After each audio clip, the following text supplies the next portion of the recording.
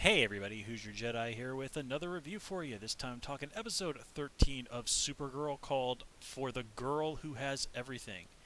And I guess before I get to that, I should explain why it is I'm wearing a hat. And the truth is, simply put, my electric company decided that to ring in the new year by jacking up the price of electricity and their pointless fees that companies always seem to find some reason to charge you. So when I got my last electric bill, I about choked. So I'm keeping it a little bit cooler in my apartment than normal, and today is where I live right now a pretty cold day. So to save some cash, I decided to go with the old Midwesterners trick of putting on some layers, and it's surprisingly effective just putting on a hat while you're at home. Not normally kind of not really a hat guy very much, but yeah, this one works. Of course, it's more than a little odd. I'm wearing a Canada cap that I bought in South Korea, and a New Zealand sweatshirt that was a New Zealand hoodie, I guess I should say, that was given to me by a New Zealander while I was also in South Korea. All right, so let's just get right into the episode itself. And of course, if you're familiar with the mythology of Superman, you're almost certainly familiar with the famous story for the man who has everything. A very famous story written by the legendary Alan Moore. And this is simply Supergirl taking that famous story and transferring it to having Cara be the lead character. Now, this story has been retold before, like on the '90s Superman show, and I think one or two other times they've tried to do this. And it's interesting. I think it was the '90s Superman show that Alan Moore said was like the only adaptation of any of his work that he's ever actually liked, and that's saying something. And I do remember that story, and it was very good on the TV show. And I do remember having read the original story. I've read it at least two or three times, and it's a really great Superman story. It's probably one of the best Superman stories ever written, and the show really condenses it down into a nutshell, but it still remains effective nonetheless. I mean, for Superman or Supergirl, the idea of being able to have that life they could have had on Krypton. I mean, Cara even says, this is something I've fantasized about every single day. And while most of us have never had to endure that kind of level of loss, I mean, we've all fantasized and dreamed about, if life had taken a better turn for us in some way or another. And of course, that's an enormously seductive dream to be confronted with. And I have to say, this there were some other nice little Easter eggs in here for the really hardcore Superman fans out there, like the little robot that talks to Kara when she first wakes up in the dream world. It says its name is Kelix. Now, in the comics, Kelix was a robot that basically looked after the Fortress of Solitude when Superman wasn't around. And I remember this robot being a bit of a supporting character in the '90s Superman comics. And then we get to see, of course, young Kal-El, how he would have been if history had played out the way it had in the dream. And he's fooling around with this toy, and there's this writing on it in Kryptonian. Now, what a lot of people don't know is that Kryptonian is actually like a written language. Now, I mean, it's not like Elvish or Navi or Klingon or whatever, but in the comics years ago, they did come up with a Kryptonian alphabet, and it's just a direct substitution for English. But, and you do occasionally see this in the Superman comics. In fact, they also did that for the language of Interlac, which is what is spoken in the future timeline of the Legion of Superheroes, which also has its own alphabet. But if you take the time to actually, they do occasionally like write things in this language in the comics. And I even remember seeing some issue of Superman where they reprinted the Kryptonian alphabet, and I recognized some of those symbols on that little gadget that Kal-El was fooling around with. So, I mean, just the fact that they took the time to accurately recreate the Kryptonian alphabet on Krypton for something that you really need to be looking at very closely, and that only like the biggest nerds among comic book fans are even going to recognize. That says something, ladies and gentlemen. That says something about the real dedication that the people on this show have to being respectful to where all these stories come from. And again, I really do have to say, there's a lot of good things that you can say about this show, and this show basically just continues to impress me with how good it is. Now, not that there aren't flaws here and there, but this is being made by people who really clearly love the lore of the comics and are going out there and trying to do the very best they can to make a great TV show. And while there are occasional missteps, as there are with all TV shows, wow, I mean, they're doing a really nice job. And I mean, we get some really awesome, moments between Kara and her sister. I kind of wish they'd spread out the whole, hey, I know this isn't real, but I've got to go. There was this amazing scene in the original story where Kal-El is talking to his son in this dream world, and he says, has this just absolutely heartbreaking moment where he goes, "Son, I don't think that you're real." And I kind of wished they'd played that up a little bit more. Now, obviously, Kara would probably not have a son at that age, but taking some time to sort of maybe flesh out young Kal-El as kind of that little brother that she never had, give us some more time, some more bonding with them. That would have been really, really cool. But it's only a 42-minute show, so you got to do what you got to do. And stuff is going to have to be cut. And the one thing that we didn't get from that story, that I believe I've talked about in these videos before, is the moment where in the comics Superman gets free of the Black Mercy, and it was, instead of Non, it was a bad guy called Mongol who sicked it on him. And Mongol's just like, okay, fine, I'll just have to go and kill Superman with my own hands. And Superman and him start fighting, and he kind of grabs Superman by the head and starts gloating like, "Oh, I'm going to kill you this time, Superman." And Superman just looks at him and says, "Burn," and gives him like the mother of all blasts with his heat vision. I mean, we saw some of that when Kara confronted Non, and just her absolute rage at the whole situation is like, "You made me lose them all over again." I mean, that was exactly what was happening in the comics. Superman just wasn't as chatty about the whole situation. And, I mean, just the idea of Superman doing and saying something like pouring all of his fury into this one moment, it kind of reminds you why Superman is so amazing.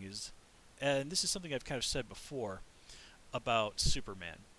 And, people talk about how, well, Superman's not interesting, he's got all these powers, nothing can really hurt him. And, Superman is basically like the great, the billion-dollar lottery winner when it comes to superpowers. But his greatest power in my book is that he has all this power, but he has the wisdom to not misuse his power. So seeing those moments where he really does let his for lack of a better term, human impulses get the better of him, and where he actually does something like that, and it's not something done just for shock value, like in Justice Gods Among Us. Yeah. Where it really makes sense that there's like even Superman can sort of snap. That to me was when I read that in the comics, I was just like, man, that's something amazing. And again, I really wish that they'd done it here on the show, but I kind of understand why they didn't.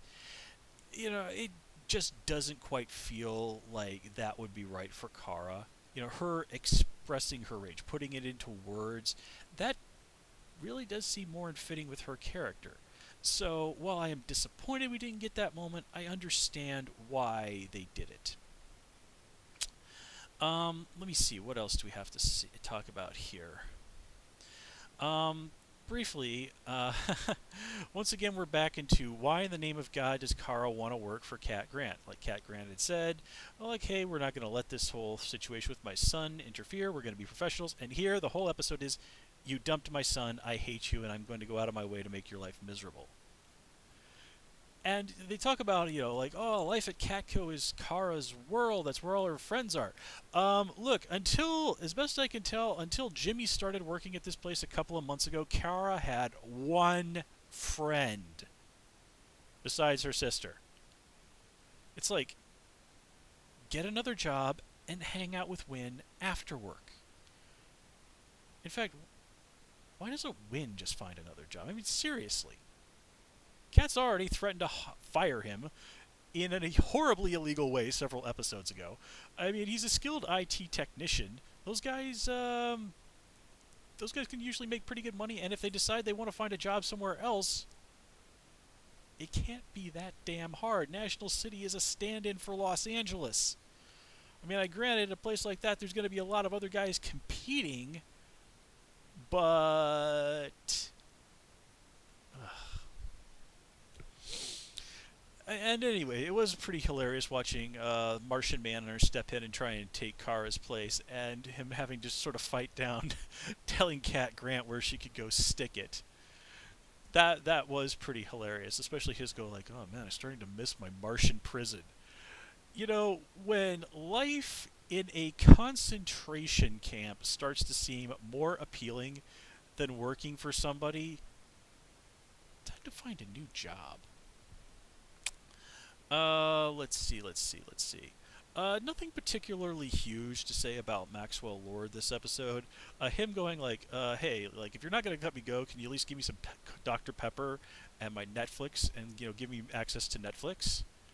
I continue to just recoil at the idea of drinking Dr. Pepper, as Maxwell Lord seems fond of. I find it to be an utterly vile concoction, not fit to share this Earth with humanity. Much like the way Kryptonians view humans. Which brings us to the whole situation with them. Now, they call this their Operation Myriad. That doesn't ring any bells. The only Myriad I know from DC Comics was a character who popped up during the 1993 Bloodlines crossover, and I think might have appeared one or two times after that, but she was like this weirdo assassin person. Probably just a coincidence in terms of name. Although she actually did have a strongly tied origin to Lex Luthor, interestingly enough. But that's neither here nor there. So, yeah, it's interesting that, after this episode, she dies. Yeah, that's pretty interesting. But one of her big things is, she goes on, like, there's always another way to do this. And to Non, and I'm like, well, wait a minute, wasn't that what your sister was basically saying to you back on Krypton? And you sort of made these excuses about how those people you killed on Krypton were just collateral damage and unavoidable casualties. I mean, Astra's being a little bit of a hypocrite here, but at least she's a hypocrite who seems to have realized her own errors. And, her being willing to admit to herself, it's like, no, I don't want to do this. I don't want to, do whatever it is they're planning to do that's going to kill all the humans. This kind of reminds me of a story from the comics where, I think I might have mentioned this before, it was an alternate reality story where, basically, what would have happened if the leaders of Krypton had believed Jor-El? So, Kryptonians en masse emigrate to Earth. And basically, they don't really enslave people or anything like that. It's just sort of like, we're here and we're in charge now, and there's not really much you can do to stop us. But we're gonna let everybody kind of more or less go about their business. Just we're in charge. And life under the Kryptonians isn't bad per se, but humans don't have a whole lot of say in the way things are done. And Lois Lane is like this freedom fighter, and it's actually kind of a cool story. But anyway, you have to wonder, why these guys, don't even seem to think about trying to, work some sort of agreement out with the humans. I mean, they've got a whole heck of a lot of to bargain with. Like, hey, there's a whole bunch of us, and we're all kind of on par with superpowers. Plus, we got all these other aliens with us who can do all kinds of crazy stuff. Maybe we can cut a deal here. And it's really just arrogance and bigotry that really kind of prevent that. I mean, really, I mean, if you think about it, really, how would the Earth governments not want to sit down and strike some sort of a bargain with these guys? I mean, there are very isolated parts of the world where not very many people live, but like the South Pole or the North Pole, where the Fortress of Solitude has been located. You know, sure, humans wouldn't do well. We do have humans who live at the North Pole, but not very many. But yeah, there's all sorts of isolated parts of the world where the aliens could kind of set up shop, and them being like that, the conditions that make things difficult for humans wouldn't even be an issue. I mean, I think this was even kind of like brought up on one of the Silurian episodes of Doctor Who or something like that. So just the fact that they've never even come and tried to in any way negotiate with the humans. I mean, that says a lot right there. And then Non is all like, "Oh, kill all the humans, they're vermin." It's just like, ugh. Which is really sad because with Astra's death, we finally get to see Non sort of emerging a little bit more as his own character. And what I really like about this whole situation is Non has really been bucking for to have things done his way. Well, now he gets the chance to do things his way as much as he wants. But in true Joss Whedon fashion, he gets that in the worst way possible, by having his wife die. And whatever you want to say about Non as a character, being a little on the shallow side, which I have said more than a little bit about, his grief at her death is real and very genuine. So that at least is a step in the right direction with Non, and his kind of basically laughing in Kara's face. That was also pretty cool too. She was knocking him around pretty good, but he's just like, okay, you got out of that one. Good for you. I'm still gonna win. And one thing that got me though is he distracts Kara by zapping the satellite dish, so it's gonna fall. Even though, as best I can tell, the people that were there had already left. So I guess Kara decided that preventing property damage was more important than stopping the bad guy. Right. Um, so let's gotta say, the Astra versus Martian Manhunter thing, that was pretty cool. Not really sure why the Kryptonians would know about the Martians being killed, but yeah, okay, whatever. Superman, having a throwdown with Martian Manhunter. They've done it many times in the comics, but it's always an interesting one because Martian Manhunter has a lot of tricks up his sleeve that Superman doesn't, and he's a seasoned fighter. I mean, it's a very even match. Martian Manhunter has always been presented as somebody who, in terms of power, is very, very much on par with Superman. And I did like how Astra was. Well, for one, it was really cool to see him say, like, you know what, Earth is my home now, and I'm going to fight to defend it. And ultimately, it looks like John does lose the fight, but Astra does have respect for him. He's like, okay, I'm going to give you a warrior's death. You've earned that. That's when Alex effing stabs her through the back, and it's awesome. I kind of had the feeling that's where they were going to go with that sword thing, but I just did not expect Astra to die. That was cool. I love it when shows genuinely surprise me with stuff like that. And then they compound it by having John lie about the whole situation.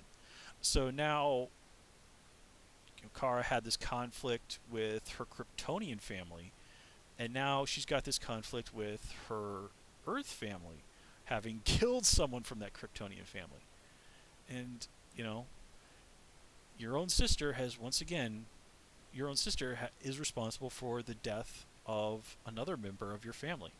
That's also one less Kryptonian in the universe. So obviously that bit of information is going to get out at the worst possible moment, and I am so looking forward to that.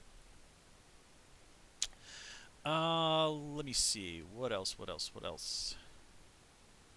Nothing really particular to say about Jimmy this episode. Um, yeah, I think it covers that covers this episode. Again, really nice adaptation of one of the most famous Superman stories out there. You know, a few changes that I'm a little disappointed about, but I understand why they were. Really, again, I don't have much that I can complain about this episode. This was just a darn good story. And with that said, guys, I'm going to call it here. As always, please comment, rate, and subscribe. And of course, you can follow me on Twitter at Hoosier Jedi. And please join me on Tumblr at Jedi Reviewer altogether. And with that, until next time, take care and have a good one.